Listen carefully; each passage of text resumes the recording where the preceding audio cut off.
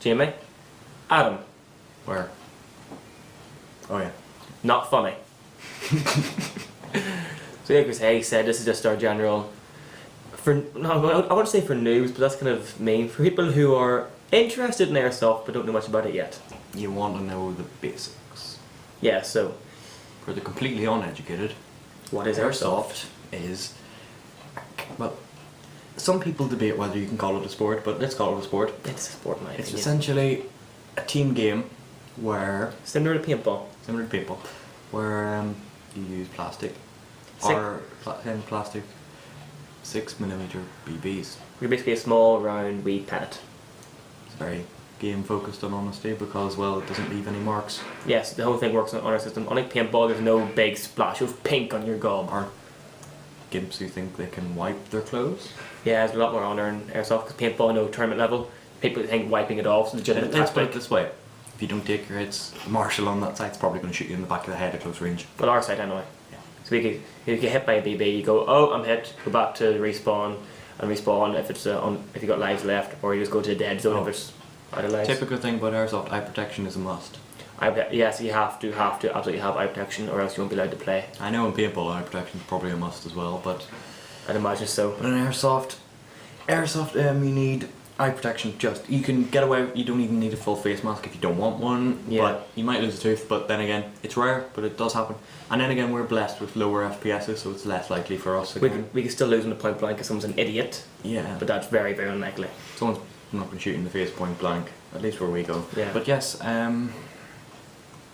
that's So- basically that. Eye protection. Is- As you might have noticed in previous videos, that's my eye protection of choice. Those are ballistic sunglasses, so they're properly. They might even be able to Protected. take bird shot. We don't know. I personally got a pair of mesh Some goggles. ballistic sunglasses are able to take bird shot. Yes. I use Or mesh shotgun. goggles, which is a bit controversial. People go, oh, BB could break and get a bit flying into your eye. But we've watched videos about mesh goggles, and unless you've got a gun that's over 400 FPS, Yeah. they'll be fine. And then again, that's 400 FPS point blank. Which won't even happen. You've got some idiot in the safe Or in zone. America. Yeah, but and some idiot in the safe zone. Because we're going to 400 in the face point blank. It'd be pretty nasty. It would be. We wreck anywhere. So yeah, that's basically what airsoft is. It uses more realistic guns than paintball. Yeah, you can get guns that look like real guns. They're basically one-run replicas for the vast majority. Apart from the mini ones, they're about that size, full auto. They're brilliant. No, little mini thingies for like, just like a little gift for a kid or something. Oh, they're so much fun. They're They're funny. They fire full auto. They look hilarious. Yeah, most guns are battery powered. Most proper like rifle sized guns would be battery powered. The automatic ones, yes. You can get gas ones as You well. can get spring guns, but at a level where you'd be going skirmishing, the spring guns would only really apply to snipers or shotguns. Yes. I'm gonna say And the sturdy ones, like the little rifles that are like spring powered, that cost £40, great for running around your back garden. Maybe you could, if you want to be a cheap ass, you could really. There are some of those cheap guns that you could use as a kind of sniper style weapon, but at the same time, it's very unlikely, Indeed. and you may as well just say if it took you a month to get that money, wait another month. Yeah. Or you're better off just going down and renting the guns from You could sites. just go rent as well. Because practically every site will run a rental system where if you go down with no gear and they give you overalls, gun, magazine, ammo to use that day. After that, let's cut back. Now, there's different types of guns: gas guns, electric guns, spring guns. That's it. There is two kind There's of gas. CO2 guns as well, but they're very uncommonly used in the UK on sites at least They're because mostly used their FPS is quite high. Not for skirmishing, they'll be used for the speed shooting contests, They which can be used which in is basically skirmishing. pistol contests. They can be used in skirmishing though, but in the UK they are usually over the FPS limits. So it's just for speed shooting contests, which isn't that popular here yet. Very popular in Japan and China, speed shooting. Whereas gas powered would be usually most people would use a gas powered pistol. And Example use of a gas gas. like that. This is a medium powered one. Mid powered gas. The date I bought it's on there as well. Oh And yeah. it still lasted. The weaker gas, and that is called 134A. There are different types of gas as well that aren't well known, but the big ones that we know of are 134A. This one we just showed you, Which is the middle Predator power. Predator Ultra Gas. Then the high power one is green gas. You can use Green propane. gas is essentially propane, but it's got silicone in it to lubricate your gun. You can just use normal propane, but it's not advised. You better add some silicone to it, and if you don't add some silicone into it, you better keep up maintenance, because there's 1,3,4-A maintenance gas, which it does all lubricates your for gun you. and stuff like that. Yeah. Also, if you're using propane, if you leave your gun sitting out in the sun, It may explode. and you're an idiot. And it could be something simple as just making your mag leak. That's true, but if it's a really hot day and you have me having your hand around We your have pistol heard launch, stories of it exploding. you might lose a finger if it explodes with your hand around it, if you're unlucky. Just use the proper airsoft gas, really. Definitely. I know it can be expensive, but that's why most people only use gas sidearms. You can get gas rifles as well. Which I think look awesome. Look awesome, they got blowback, a lot of recoil, metal parts. Not very practical though. Well, not here. If you live in somewhere in California, you're sorted. Gas is dependent on temperature. 18 degrees and higher is optimum. Recommended, yeah. But of course in Northern Ireland, 18's a fucking good today and very rare. That's why I'm thinking of getting an electric pistol for winter. Moving on to electric guns. Most of the electric guns tend to be submachine guns or assault rifles, always based on real ones really for airsoft. Yeah, you can get automatic electric pistols, but they run on like AA batteries and they're a waste of time. Not the good ones. Some of them take different types of batteries. So I've heard of some of them taking LiPo batteries. LiPos are small. A LiPo pistol? I think it was modified to take it. You need a full metal one for that though? Yeah, You'd ruin the slide. It was modified to take it. I think. I remember. Probably talking bollocks. Maybe I misread it or something. You probably could mod one to do it if. I mean, you can mod anything. But let's put it this way. The electric pistols, good idea, and they're supposed to be quite good from what I read, some of them, but the low end ones are pretty crap and usually run on AA's. One thing about airsoft, you get what you pay for. You buy something cheap, you're just not going to be a good weapon. You buy anything that costs over 150. If you're looking for a primary, I recommend anything that's about 120 over, unless you're buying second hand. Personally, if you can afford it, I'd say 200 because it's not too expensive. But it's going to be a good solid gun. If you're not a total beginner, and well, even a beginner could get something good.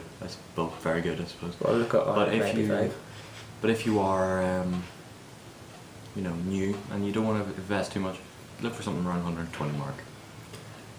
Personally, that is if you want a skirmishable gun. If you want something a bit more simple, you could get like a spring shotgun. A lot of those come in two-tone in the UK as well, so good starter maybe.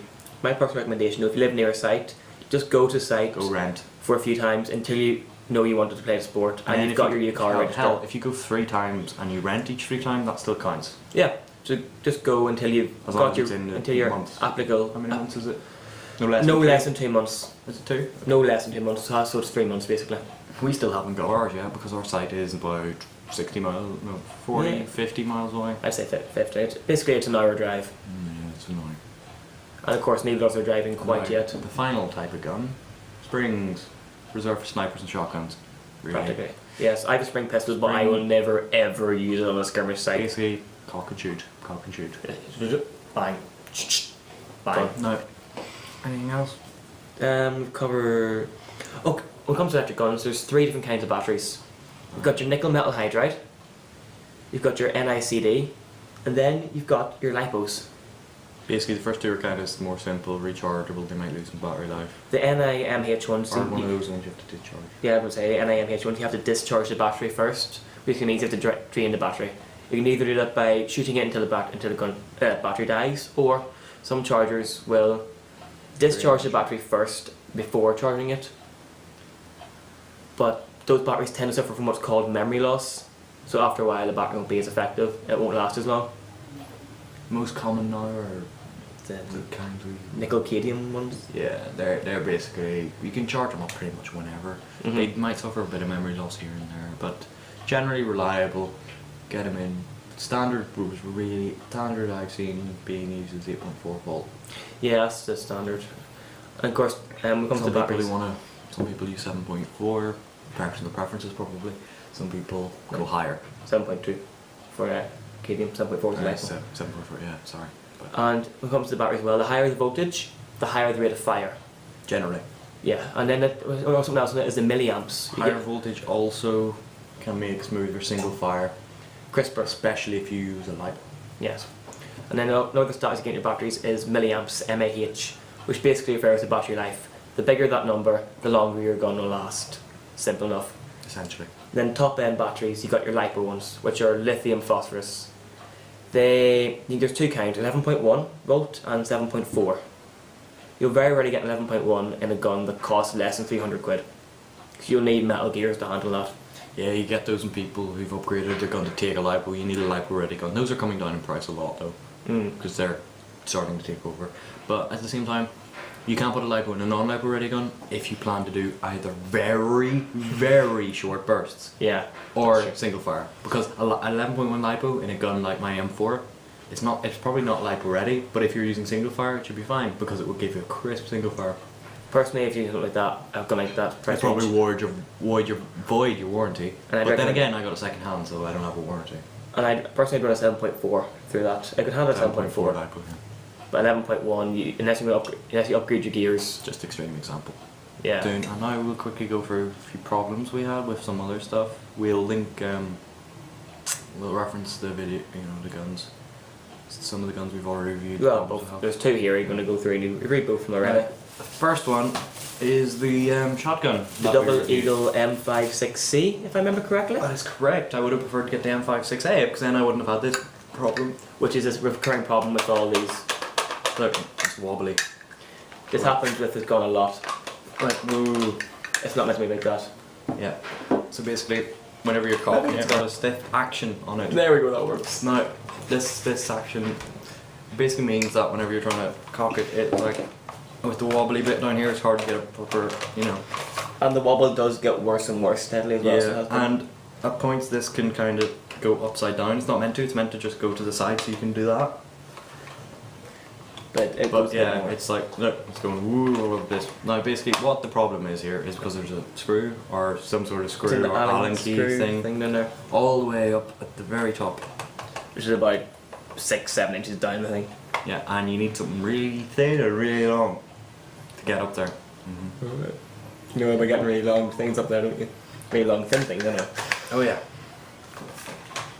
So basically you can get a dirty big long Allen key, which are hard to find, or a really long flathead screwdriver. Now the other simple problem is with the gas pistol. Effort, which we reviewed as well. It's the most popular review we The have. most popular review we have for some reason. It's the Basically- 170, is it? Yeah, basically, right. You see this thing here? The pistol grip. No, this thing. Oh, the slide release. Yeah. Not the slide release. That's the slide release. But this thing. Okay. I can't remember what it's called, but basically it functions like this. I had a problem where this was dropping down because a part in here broke, which meant this was dropping down, and it meant that this wouldn't do that. The action wouldn't work. So what I did was I took the pistol grip off, put a wad of sellotape in here to hold this up, and it's worked so far. It's a bit iffy sometimes, like that, but most of the time it's fine. Now I'm going to get a proper part and fix that properly because you can buy the little tiny metal springy thing that Oh, cool. You can fix it with a paperclip if you're good enough as well. Yeah. So it's a tiny bit of metal. it's a bit shit. It's a really one tiny simple part that just happened to go. Would show you, but there's nothing to show. There isn't literally nothing in there apart from that tiny little part, and it fell out and it's gone. I don't know where it is. Oh, what happened? I don't know where it is. So yeah, that's the little problems we got. I think is that all the basics. I think we got all the basics. Oh, fair enough. Okay, so thank you for watching. We'll have a gear video coming soon. That's Adam. And Jimmy.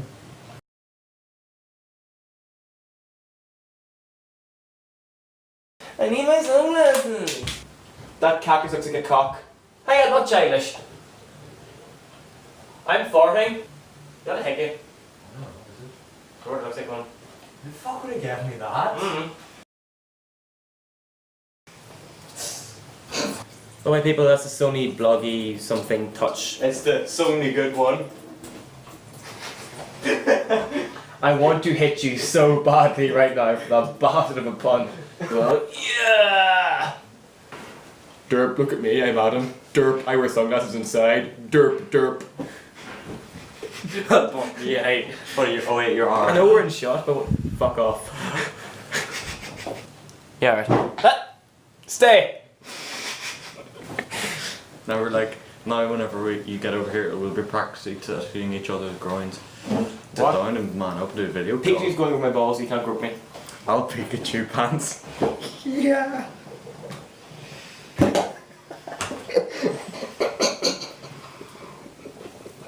That was such a bad pun. Pikachu pants. Expand Have you not seen propane tanks exploding? I have, but It's awesome. no, I mean, It's got a stiff cock on it, but whenever you're talking it's like... So.